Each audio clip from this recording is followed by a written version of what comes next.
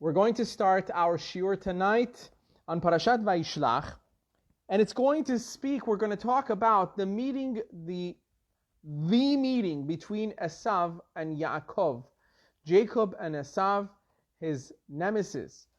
And this was the meeting that the Torah talks about extensively, about how they came to finally meet each other in the road after 22 years. And it was one of those scary moments. And you will see exactly what takes place at that moment was not just a meeting of two brothers, rather it was actually a meeting that affected the future generations forever. Just goes to show that whenever we read in the Torah, anything that happens, all these stories, they're never just stories. They are things that have happened in history that have changed everything forever. This shiur is dedicated to Iluy Nishmat, my father Alav Shalom, Refael ben Monavar, and Ashraf bat Shajan, and Kol Lametim, and also for the Refuah Shelema of Kol Chole Am Yisrael. So, the parasha depicts the picture between Yaakov and Esav, the final meeting between Yaakov and Esav. And the Torah goes into great detail about this meeting. What happened? Yaakov Avinu sends messengers to Esav before he meets with him. And this in pshat, in regular, if you want to just on the surface understand what these messengers were that Yaakov Avinu sent with gifts, carrying gifts to Esav, on the surface, it was just Yaakov Avinu being a politician. You know, he was just trying to do his part by trying to make friends with Esav in order not to go into a clash. Now, the reason why he didn't want to be in a clash with Esav, even though, let's say, Yaakov was stronger, Esav was stronger, whichever, it didn't matter. Any of them would kill the other one. It would be doomsday for both of them. Why? Because if Yaakov would kill Esav, Yaakov would also die. If Esav would kill Yaakov, Esav would die. How did Yaakov Avinu know this? How do we know this? Because Yaakov Avinu heard this as a nevuah, from a prophecy from his own mother. When Rivka Imenu sends Yaakov Avinu away and tells him, Yaakov, you must run away because Esav has sworn that he's going to kill you, she prophesied. Rashi says over there, what did she say? She said, Lama shkargat gam shenechem yom echad. Why should I lose the both of you in one day? Now, that's not natural. Why would she say that? If one's going to kill the other one, there's going to be one of them missing. So why did she say, why should I have to lose both of you in one day? To what Rashi says over there, that here, Beruach HaKodesh Nizreka, there was like a splash of Ruach HaKodesh prophecy on Rivka Imenu when she realized that Yaakov and Esav are going to actually die on the same day. It must be that way. They were born on the same day, and they were going to die on the same day. Therefore, she told Yaakov, if Esav comes and catches you now, he's going to kill you. And if he kills you, we're going to lose Esav too. And Yaakov remembered that 22 years later. And he understood that if he gets into a war, a battle with Esav, and he even is victorious, it's no victory really. He's going to die too. And did that actually happen? Absolutely. We know that later on when Yaakov Avinu dies, Esav died on the same day, which we'll talk about as well. Yaakov Avinu, not only on his way to Esav, sends gifts. However, he has a meeting with Saro shel Esav, the guarding angel of Esav. And actually the angel of Esav gets into a fight, a fist fight, if you will, with Yaakov Avinu. And it takes till the morning, wee times in the morning. And Yaakov Avinu is triumphant. He's victorious. Yaakov Avinu wins. That's when the Malach of Esav, the angel of Esav, changes Yaakov's name from Yaakov to Yisrael. Why did he change it to Yisrael? Many reasons. One reason was because the angel said, because Kisarita, you fought with angels and you were victorious. Therefore, your name should be Sar El, meaning the head of the celestials. You triumphed and you were victorious against the celestial being. Once Yaakov Avinu meets Esav, and this is something that we're going to be discussing tonight. Yaakov Avinu bows down to Esav 7 times. And I remember, every time I read this, I had a problem with this. Why did Yaakov Avinu go so far? He's bowing down to Esav 7 times. I mean, and bowing down those days was not just bowing, it was prostrating yourself all the way onto the ground. But the Mekubalim, however, the Kabbalists,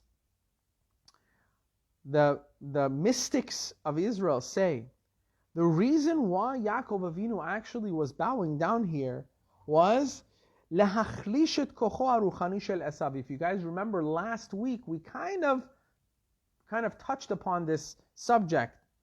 It was not only he wasn't bowing down to Esav as a show of defeat, the exact opposite.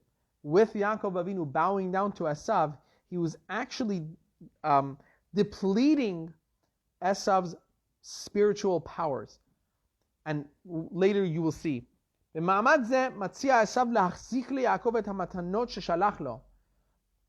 Esav want to do?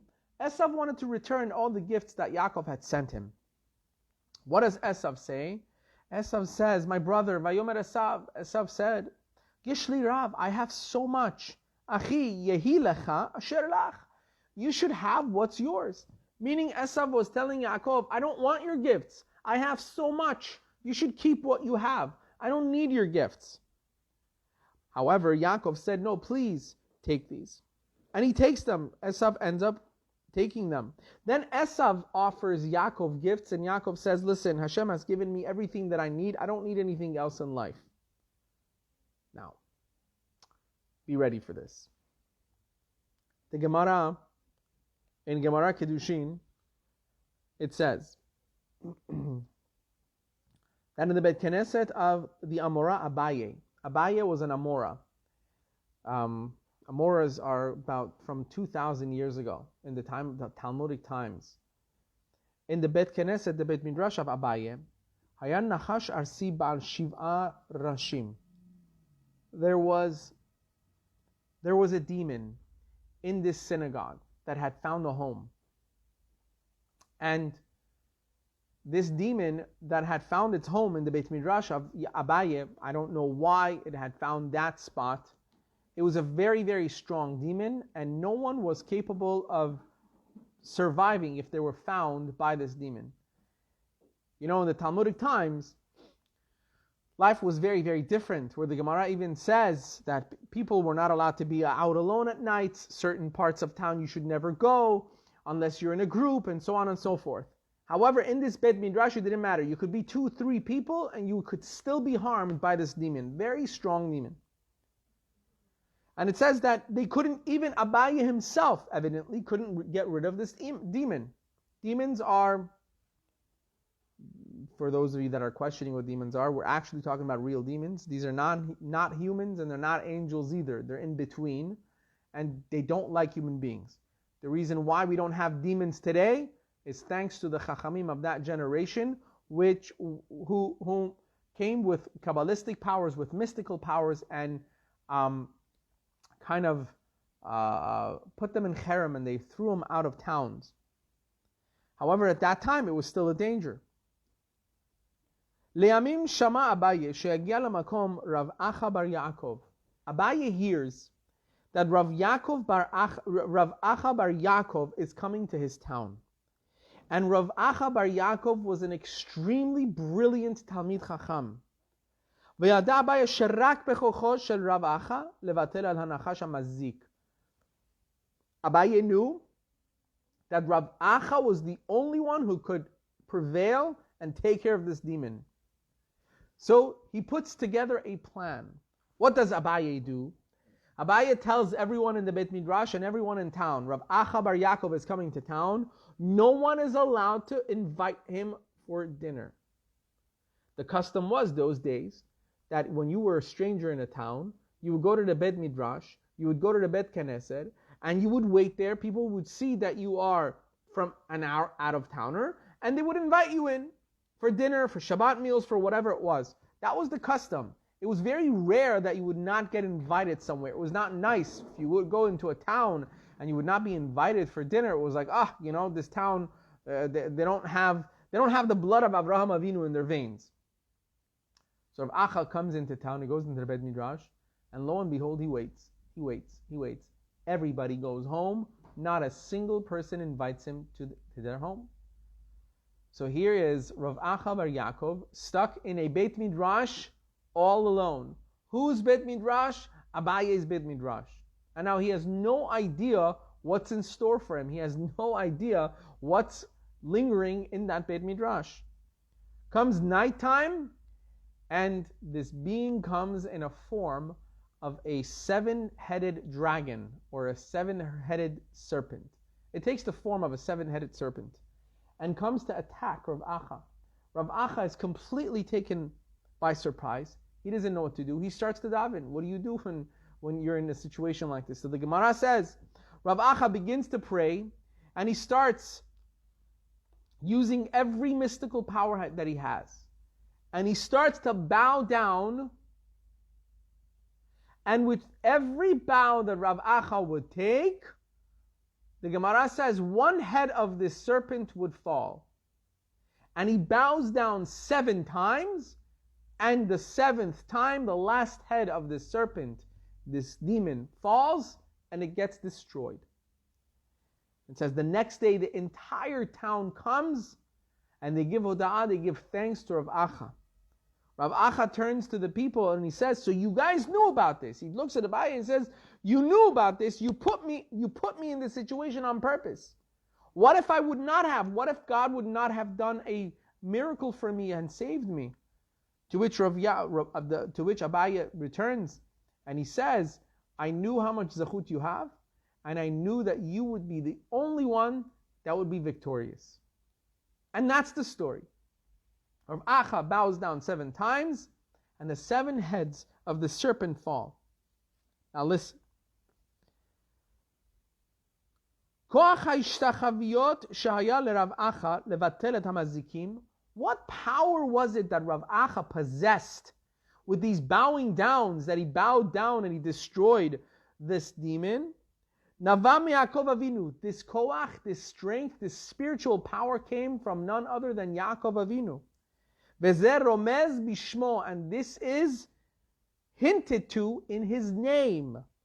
Rav Acha bar Yaakov. Rav Acha, the son of Yaakov. He received the spiritual power from Yaakov Avinu.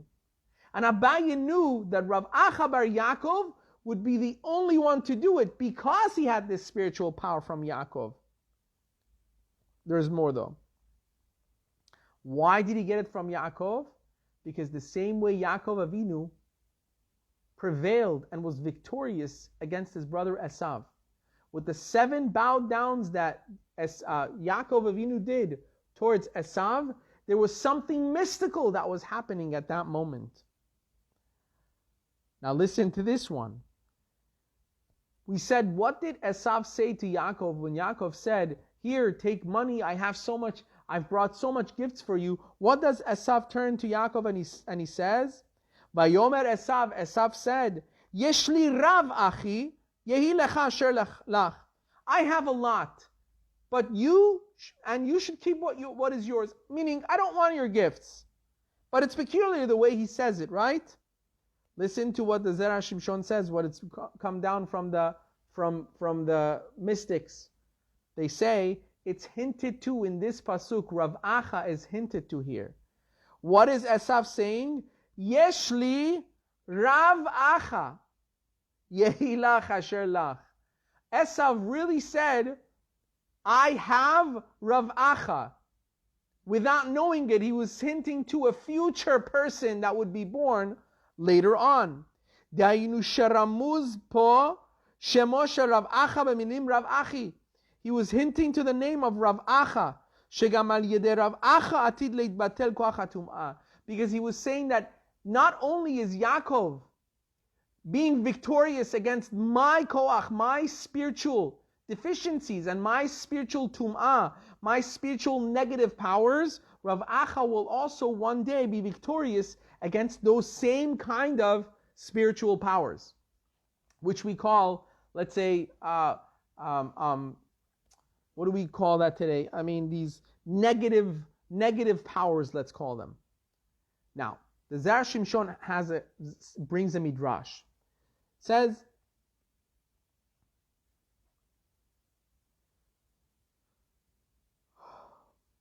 he says to him, Ya'avor na Adoni lifnei avdo, amar le mevakeshet sheyeheh shutaf imcha ba'olamecha. Esav asks Yaakov a question. Esav says to Yaakov Avinu, listen, I want to be partners with you in the world to come. As a chutzpah, like you feel like this is a chutzpah, right? It's like, seriously? That's what Esav was telling Yaakov. Esav turned to Yaakov and he said, listen, let's be partners in the world to come. You and me. Let's share a chelek in olam haba. What does that mean? The Zera Shimshon says, why would it even come to Esav's mind to even ask of such a thing? Why would you think that you're going to have a share in the world to come with Yaakov? Esav knew he was wicked. Esav knew what kind of person he was. Esav knew what kind of life he was leading. Why would he think that now he's going to be allowed to be in the same share at Chelek Olam Haba in the world to come with Yaakov? So, in order to understand this, we have to mention something from the Arizal. The Arizal Hakadosh says, the Arizal compares these two powers together.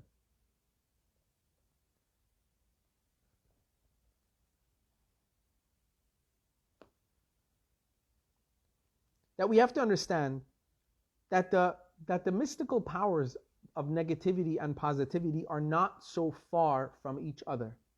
As they say, there's a very thin line between the two worlds. So the negative powers and the positive powers in the spiritual world are not that far from each other. In fact, in some points, they are even intermingled and mixed together. Rosho shel Esav shemesamel et rosh ma'arechet hatum'ah, the head of Esav, which in mystical worlds, I know we're going a lot into mystics, but it's just in order to understand what we're going to be talking about. The head of Esav resembles the world of Tum'ah, the mystical world of impurities. And it was very, very close in the womb of their mother. It was very close to the ankle of Yaakov, La'akev. And an ankle is called an Ekev. That's why Yaakov was called Yaakov, because he was holding onto the ankle of Esav.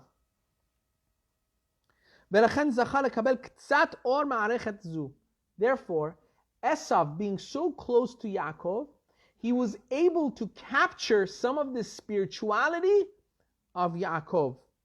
And therefore, Esav's head had some spirituality in it. Esav was not completely this demonized person that we make of. Esav had some spirituality in him. This is what the Arizal says.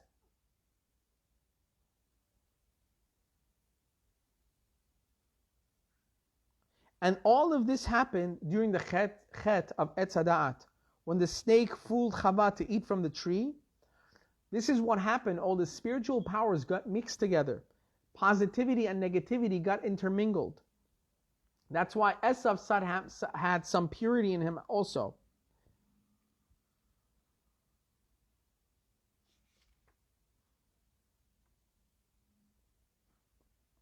And therefore, therefore, this is very important now for our shiur. For the negative powers, they have no power on their own to survive. Negativity, impurity, has no power to survive on its own.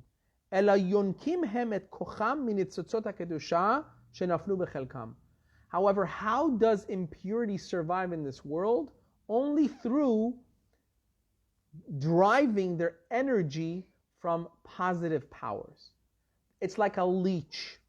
Negativity leeches on to positivity, and it gets its source of power from the positive energies. Therefore, therefore, if you take the kedusha out, if you take the spiritual positive power out from the tum'ah, from the impurities cease to exist. Now, remember that rule. If you take the spiritualities, those nitzotzot, those little tiny particles of spirituality that are within the impurities that are helping it survive, then the impurity will cease to exist. Therefore, the Zera Shimshon says, this, now we can understand why it was that Yitzchak Avinu liked Esav so much. Why was it that Yitzchak Avinu wanted to give the blessings to Esav? What was it that Esav had that was, so to speak, quote unquote, fooling Yitzchak? The Torah says, Ki tzayid befiv. Esav was a hunter with his tongue, with his mouth. He used to fool his father with his mouth, or hunt him, so to speak. What does this mean? The Zera Shimshon says, the Arizal says, Esav had these particles of holiness within him, and these particles were in his head, especially his mouth. And therefore, because he had these spiritual powers in his head, that's why, where is Esav's head buried? We all know where Esav's head is buried. It's not buried with the rest of his body. Esav's head was buried in Ma'arat HaMachpelah. What happened? Yaakov Avinu passed away. And his sons, the Shevatim, came from Egypt to bury him in Ma'arat HaMachpelah. They come, the entire family's there. And they're about to bury Yaakov Avinu. Out comes Esav and he says, oh, hold up. This is my land. This, Esav was saying, is going to be his burial plot. However, Yaakov Avinu had bought that burial plot also. He had made sure that Esav has nothing to say, and he even had a contract. He said, no, this is mine. And the children of Yaakov Avinu, they came and they said, listen, there's a contract that you sold this land to our father Yaakov. And he said, oh, go get me the contract. And they send, by that time, Naphtali to go and get the contract. And the rest is history, where Hushim ben Dan, who couldn't hear anything, he couldn't understand what was going on, he sees that they're holding and they're not burying Yaakov Avinu with such disrespect to the deceased.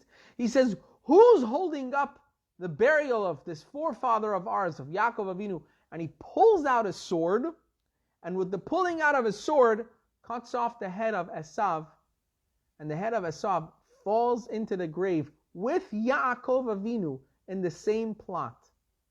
And as much as they tried to bring it out, it would not nudge, it would not move. And they realized that this was a heavenly decree that the head has to be there. So they left Esav's head at the foot of Yaakov Avinu in the kever. So Esav's head is buried with Yaakov in Ma'arat HaMachpelah. His body is buried somewhere else. Now we know why.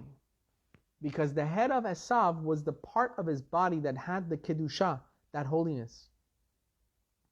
And what were those holinesses in him? What was that kedusha? What was that spirituality? Otam nitzotzot ha-kedusha hayu neshamot gevoha shenaflu letzat ha-tum'ah. If you guys remember last week, we said there were, because of the chet of Etz HaDa'at, because Chava ate from the tree, what happened? There were neshamot, there were holy neshamot that were pulled into the other side, into the side of tum'ah, into the side of negativity. There were holy spirits that were pulled into the other side, into the negative side. And Yaakov Avinu was trying to bring those neshamot back. But those neshamot, those nitzotot, were stuck in Esav. And that was what was Yaakov Avinu doing? That's what he was doing here. But what were those neshamot? The Arizal says, in Shara Gilgulim, in the chapter on reincarnations, the Arizal says, what were those neshamot that were in the head of Esav? What was so spiritual in the head of Esav? Wow, listen to this. Esav had in his mouth, in his head, the neshamot, the nitzotzot, the particles of the neshamot of Rabbi Akiva.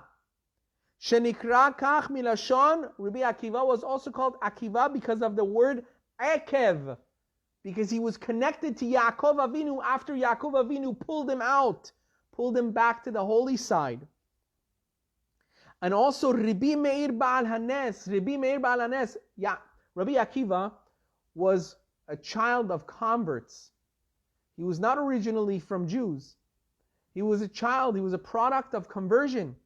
So too, Rabbi Meir Baal Hanes. Rabbi Meir Baal Hanes was also a child of conversion. He was also not originally from a Jewish blood. He had converted. Where were they? What were their ancestry line? All the way to Esav. And these were those souls that had gone to the other side that Yaakov Avinu was trying to bring back to Kedusha.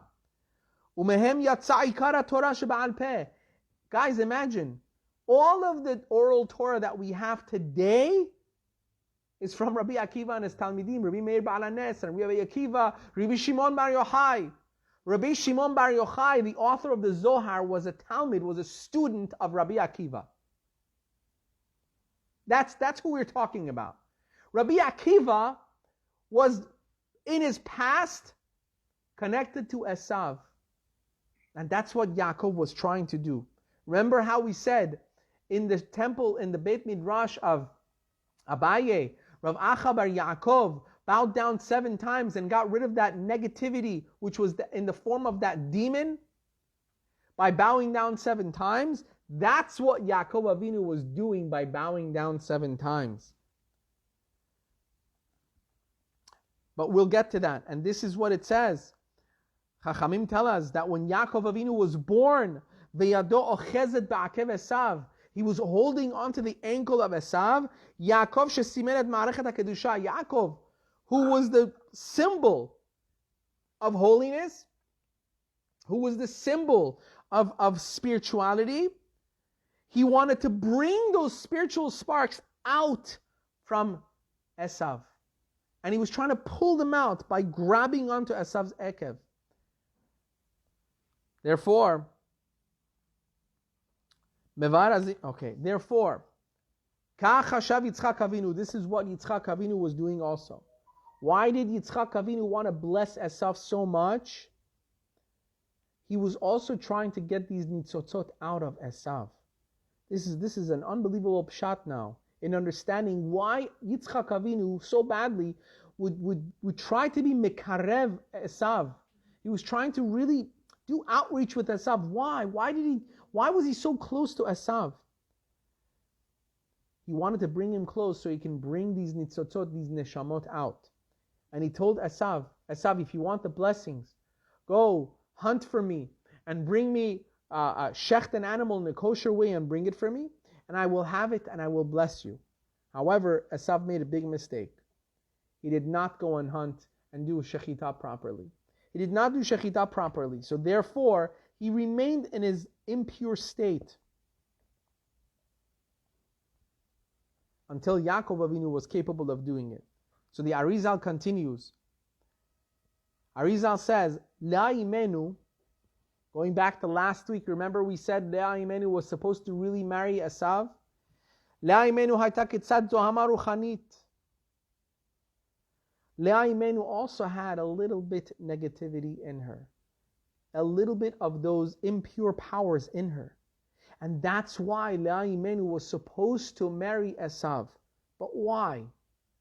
Because she had a little bit of negativity, of these impure powers in her, she had to marry Esav. Why? But we said last week that if Leah would have married Esav, she would have been able to help him. She would have been able to change him. Arizal says that's why she would have been able to change him. And there's a mashal. It says, imagine, when you want, let's say, even today, anytime you want to help other people, let's say a lot of people go to these like seminars, like drug addiction seminars and other kinds of addiction seminars. Who are the main speakers in these seminars? Who are the ones that actually come out and help people change and do better?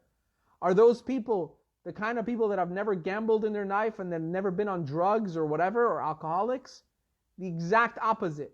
The people that do the best are the people that have been alcoholics themselves. They've been drug abusers themselves. They've been out there, they've been to jail, and they come now, and they're the ones that are able, they're the ones with the capabilities to change other people's lives, because they've had it in them, and they've been victorious. La'imenu who had that nitzotz of tum'ah, that zohama, kind of like these impure powers in her. And she was the only one that was capable of fixing Esav. Why? Because she also had some of those negativities that she had under control. And because she had those negativities under control, she was the only one that had the power to change Esav. However, as we said last week, she prayed to Hashem and she cried and she changed her mazal. She didn't marry Esav. Then came Dinah. Dinah, the daughter of Yaakov, was the same way, who was born to Leah. She also had some of those powers. But Yaakov Avinu didn't want it. He didn't want it. Yaakov Avinu said, I don't want to give Esav the chance. I don't want him to have those powers. Those positive powers have to stay here. He didn't want to risk it. So, now we come back. But, however, as we said last week, Yaakov Avinu per se, he was punished for this. He was punished because Dinah then was taken away, as we said last week. Because evidently he should have let Dinah go to Yaakov so that she can help him. Now we go back to the original question of the Zera Shimshon, with all that being introductions. We go back to the question on the Midrash. Madua itzia Esav leYaakov lihyot shutaf imo bechelko le'olam haba. Why is it and how is it that Esav thought for a moment that he could be partners with Esav in the world to come? It's crazy.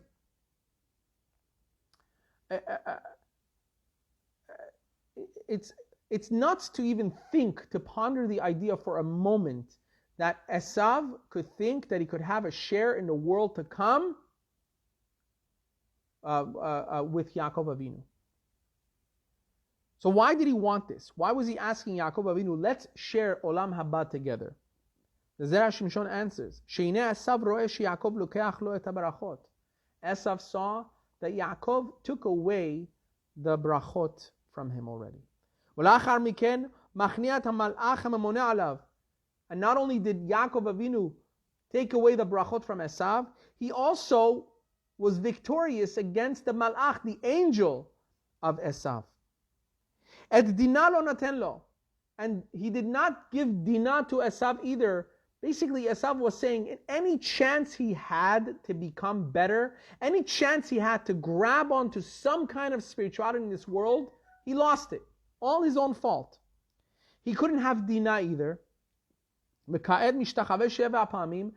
now Yaakov Avinu came and he bowed down 7 times.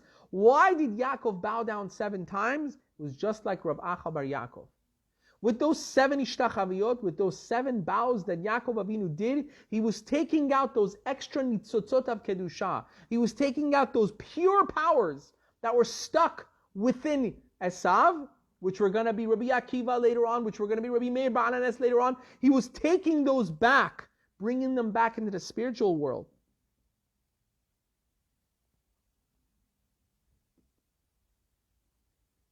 Hevin Esav shehu omed leitbater min ha'olam. So now Esav recognizes that he's going to expire. Yaakov Avinu was able to be victorious and take every ounce of spirituality almost from him. And if he doesn't have any spirituality in him, he's not going to exist, because his powers cannot exist, as we said, without pure powers. If he doesn't have any kedusha, his tum'ah, his impure powers cannot survive without lynching onto some purities. Therefore, Esav says to Yaakov, if you're not going to let me survive here, and you're not going to give me any nitzotz of kedusha, no pure powers here to survive, let me at least live with you in the world to come. At least give me a guarantee of some kind of world to come that I will have later. If I'm not going to be able to really take pleasure out of this world, at least give me some pleasure from the world to come. Therefore, leave me just a little bit of some spiritual powers. However, truthfully, Yaakov Avinu did not want to completely get rid of Esav. He didn't want to completely diminish his powers. He only wanted to take what he can from him in order to bring those neshamot back to where they belong. And give him just the minimum of nitzotzot in order for him to be able to stay alive. Why? Because Esav staying alive, Esav surviving meant Yaakov Avinu surviving. They needed each other. Therefore, because those little hints of nitzotzot of kedusha survived in Esav, his head got buried with Yaakov Avinu in Me'arat HaMachpelah. It's unbelievable to see that from one story, that when we're in school, we learn about the meeting between Esav and Yaakov, and we say, oh, Esav met with Yaakov, and Yaakov Avinu bowed down 7 times because he was trying to be nice to him. But when you read the words of the Zera Shimshon, which he quotes from the Arizal, you see, oh my gosh, there was so much more happening.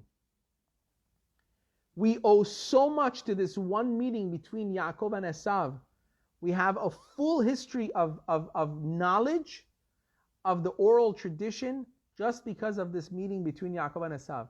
If Yaakov and Esav did not have this meeting, if Yaakov Avinu was not victorious and he was not capable of taking those nitzotzot out, who knows? We might have never been able to have Unklus. We might have never been able to have Rabbi Meir Baal HaNes, Rabbi Akiva. These were giants. We owe all of our traditions to them today. The entire Talmud was written by Talmidim of Rabbi Akiva and Rabbi Akiva himself. The entire Zohar was written by Rabbi Shimon Bar Yochai, Talmid of Rabbi Akiva. Just by this one meeting. One thing that I took from this that was very interesting for me is that to realize and recognize there is no pure evil. There is no pure impurity. It has to survive through spirituality. Sometimes we look at ourselves and go, how could I have a way back? How could I, I've done so much bad, I've done so much this, I've done so much that. We all have nitzotzot of kedusha in us. We all have powerful, powerful spiritual powers within us. And if people like Esav can return, if Esav could have such spiritual powers within him that generations later on could look back and say, wow, look, we have Unklus, we have Rabbi Meir Baal HaNes, we have Rabbi Akiva, all from Esav. If that could be the outcome from Esav, how much more so from us? Baruch Adonai le'olam. Amen ve'amen. I have some questions here. Rabbi? Yes. 1 second, please.